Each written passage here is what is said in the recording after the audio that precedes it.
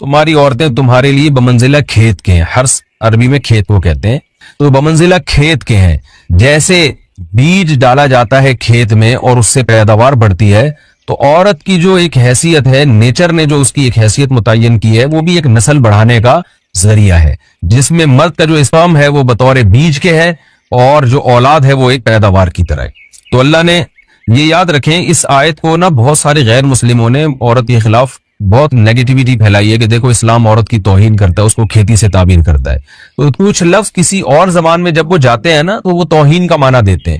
عربی میں جو حرث کا معنی ہے یہ تعظیم کے لیے ہے، توہین کے لیے نہیں ہے. اردو میں جو کھیتی کا معنی ہے وہ توہین کے لیے استعمال ہوتا ہے.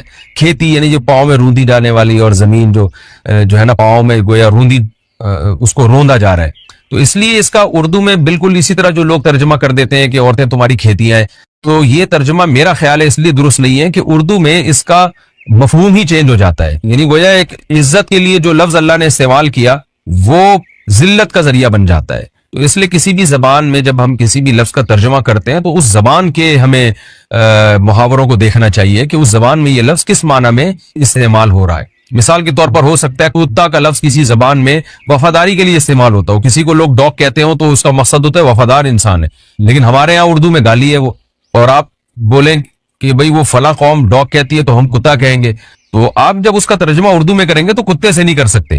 تو اسی طرح یہ عربی کا جو لفظ ہے اس میں بھی یہ چیز غور یعنی ملحوظ رہنی چاہیے. تو اس لیے اس کا ترجمہ کیا جائے گا تمہاری عورتیں تمہارے لیے پیداوار بڑھانے کا ذریعہ ہے، نسل بڑھانے کا ذریعہ ہے.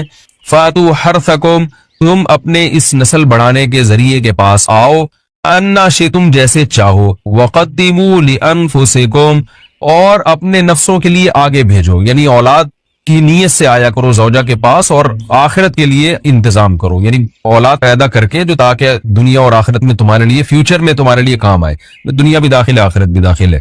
تو یہ آیت کا بھی ایک شان نزول ہے کہ صحابہ کرام تو چونکہ جو خواتین تھیں مکہ میں صدیوں سے وہ لوگ آباد تھے، ان کے سفر خاص طور پہ عورتوں کے سفر بہت ہی کم ہوا کرتے تھے.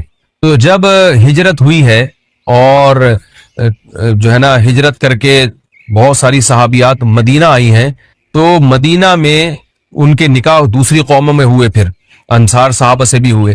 تو چونکہ تقویٰ تھا ان خواتین میں، للہیت تھی، تو بعض جگہ ایسے واقعات ہوئے کہ میاں بیوی کے جو آپس کا ریلیشن ہوتا ہے، ظاہر ہے وہ ہر قوم میں اور ہر جو ہے نا شخص کا مزاج دوسرے سے مختلف ہوتا ہے.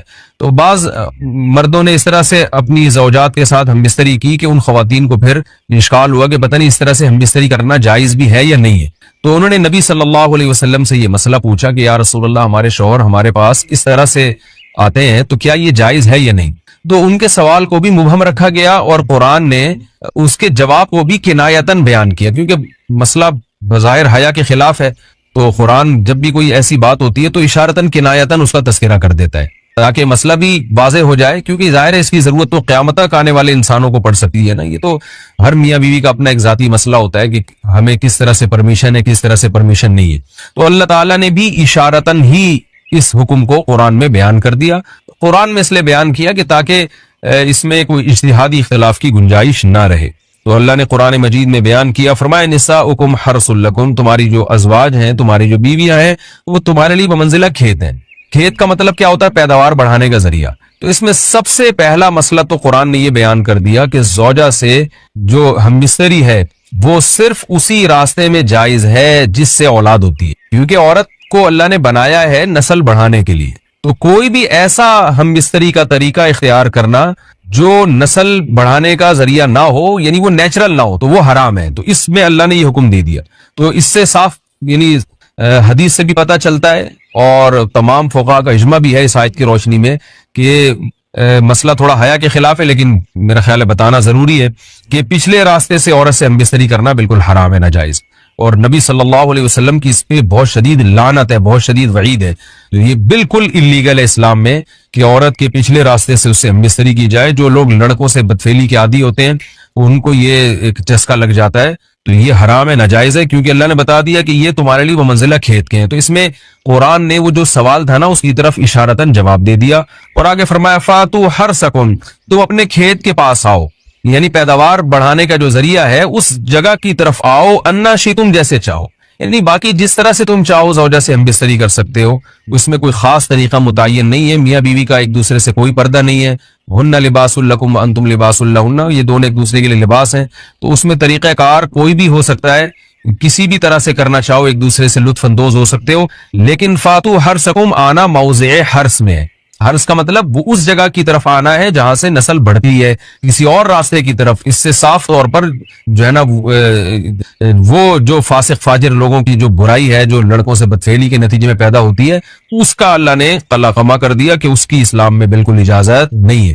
باقی طریقہ کار کیا ہوگا یہ تمہارے اوپر، اس کی اللہ نے تمہیں اجازت دی ہے۔ وقدموا لانفسکم، اور چونکہ بار بار